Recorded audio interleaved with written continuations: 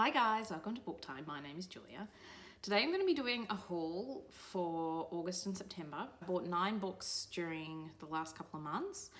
So I'm just going to go through them in no particular order. I think it's the order I bought them in, and to be honest, there may be more books, but I can't remember. These are the ones I remember buying and could find. So the first one, I've talked about this on my channel before. It's Motherhood and Creativity by Rachel Power, which I got secondhand.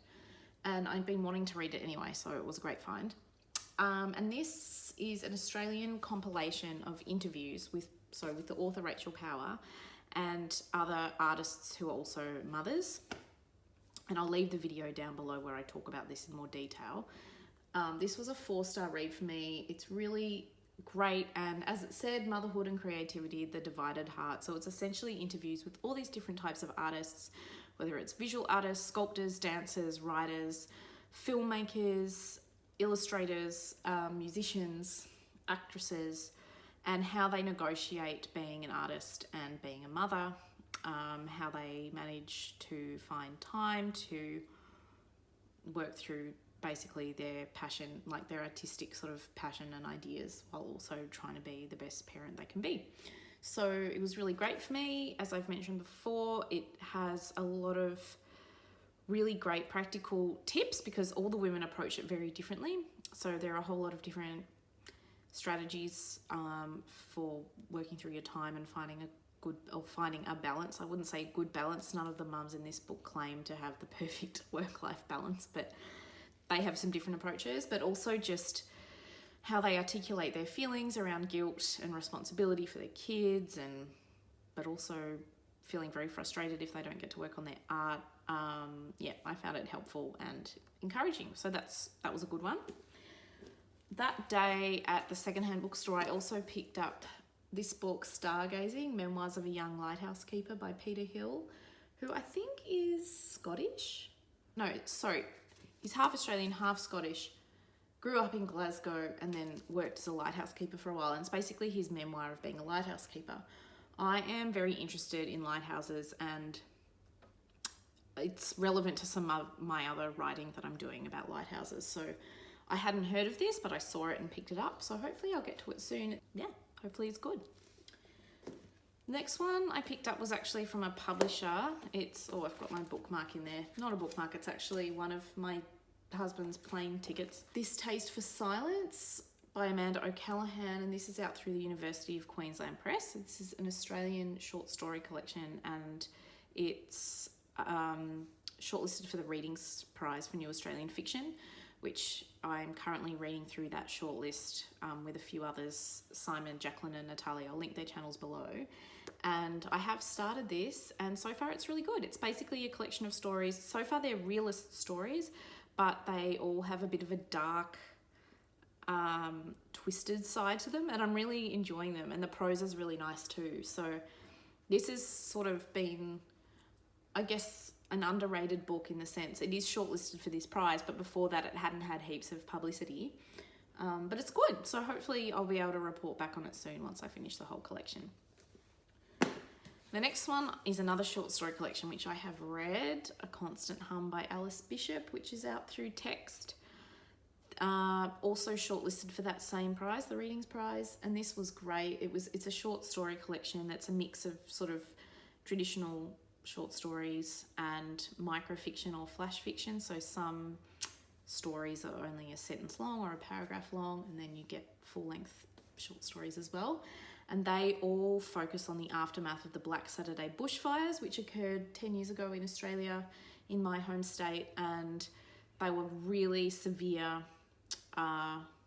fire events, basically, where many people died and many, hundreds of homes were lost. So that was a very devastating time. And this is all about the aftermath. So it starts, I actually just heard Alice Bishop speak last night, and she talked about how, and I got this from reading it, but it was nice to hear her articulate it so clearly, that the first section of stories are all set around now, so about 10 years after the fires and how people are feeling, and then the middle section is about 3 to 5 years after, and then the final section is about just before the fire or as the fire is about to happen. So it kind of crescendos backwards in time, and it's really effective and devastating, basically. And it's told from a whole range of perspectives: women, men, firefighters, those who survived, those who lost people, children, you know, children whose friends lost their homes. It's very broad, but really well done and heart-wrenching. So I recommend it. And I learned a lot, I guess, about the fires that I didn't know. I mean, obviously it was in the news a lot, but hearing all these, like, the specifics of personal stories is really powerful. And she lost her own home in the fire, so this was sort of her response to those. So there was that one. I also picked up Dyschronia by Jennifer Mills, which is out through Picador. This is another Australian one. It's a bit got pretty gold foil on it, so it's a bit hard to see. I actually love this cover with the squid on the front. And this was shortlisted for the Miles Franklin Prize this year, and which the shortlist I'm also reading through, even though the winner was announced like 2 months ago. I still want to finish the shortlist. But I'm also really excited about the sound of this one. So it sounds kind of dystopian, sort of. Jennifer Mills says it's not really a dystopia, but I suppose it's got a speculative sound to it. It's set, I guess, in the future, but basically the residents of a small town on the coast of Australia wake up and the oceans have disappeared, and it's about them dealing with that. And also one of the characters in it is also described as an oracle or a prophet who's been actually dreaming of this, like having visions of the oceans disappearing for many years. So I think it's exploring that character as well. I think it sounds fascinating, so I'm really, really excited to get to it. So I'm going to start with this one once I finish the Readings Prize shortlist, which I'm nearly done. I also picked up The Merry Spinster, Tales of Everyday Holler by Daniel Mallory Ortberg. This is published through Corsair. So Daniel Mallory Ortberg is an American writer. He co-founded The Toast. I guess you could say he was the host of The Toast website, which came out of the Hairpin, I think. Anyway, it's really great website, and this is basically a short story collection of feminist retellings and reimaginings of traditional fairy tales, myths, some books of the Bible, and other sort of ballads and folklore. So really cool idea.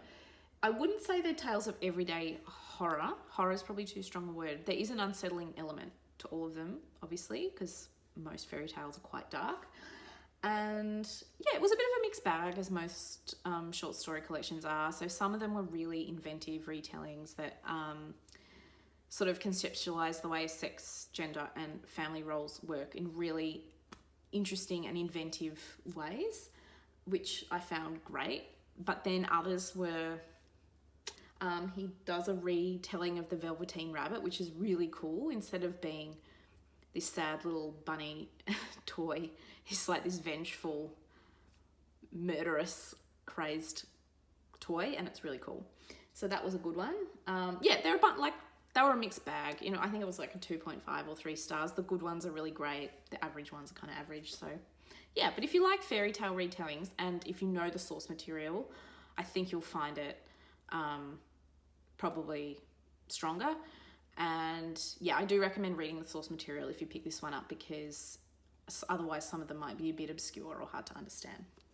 I also picked up just a few days ago To Be Taught If Fortunate by Becky Chambers, Hodder and Stoughton. I love Becky Chambers. She's a sci-fi writer, probably most known for The Long Way to a Small Angry Planet, which came out, I want to say 2014. Could be wrong. I will put the correct date up if I'm wrong. And this is her new book. So she's published 3 novels before now, and they were all part of the Wayfarers series. So they were kind of a set of companion novels that followed characters, not the same characters in each book, but characters from the same sci-fi universe. And I loved the first 2. The third one I didn't think was as good, but this one is not part of that series. So this is her first book, not part of that series, and I'm really excited about it. I think it's set at the end of the 21st century, end of the 22nd century.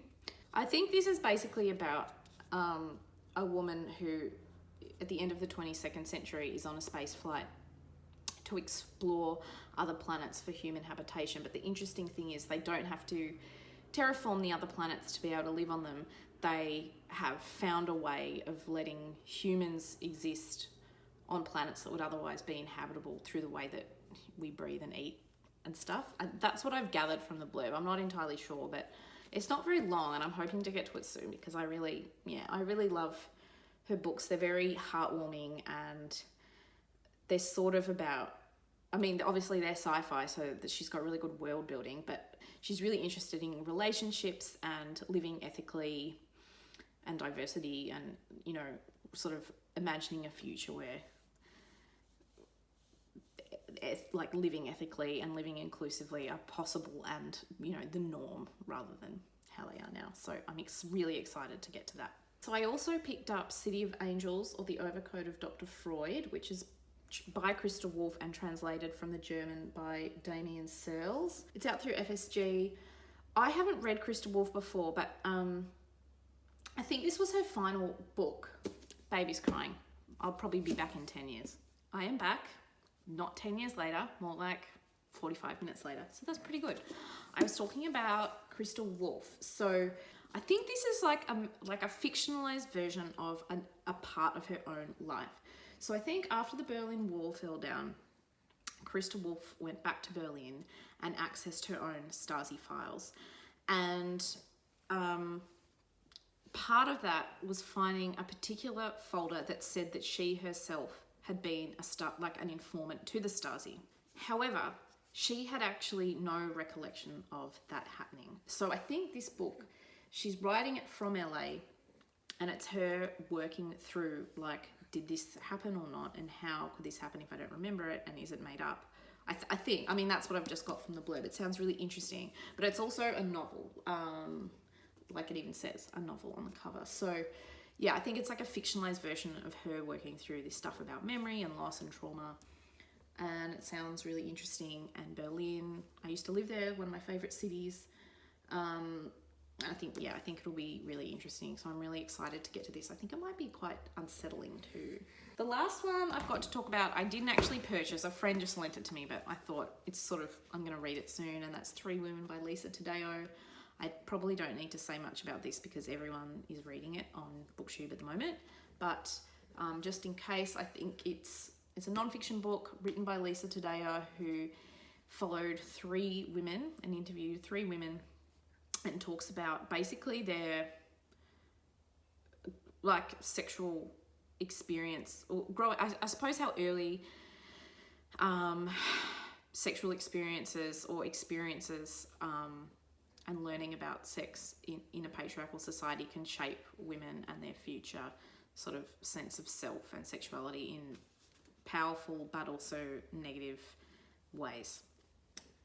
So yeah, hopefully I'll read this soon and be able to participate in all the hype that's happening around it at the moment. So they're all the books I got over the last couple of months, unless I buy one in the next week before the end of September, in which case I'll include it next month. But let me know what you guys have picked up lately, or if you've read any of the stuff I just talked about, and we'll check in soon. Bye.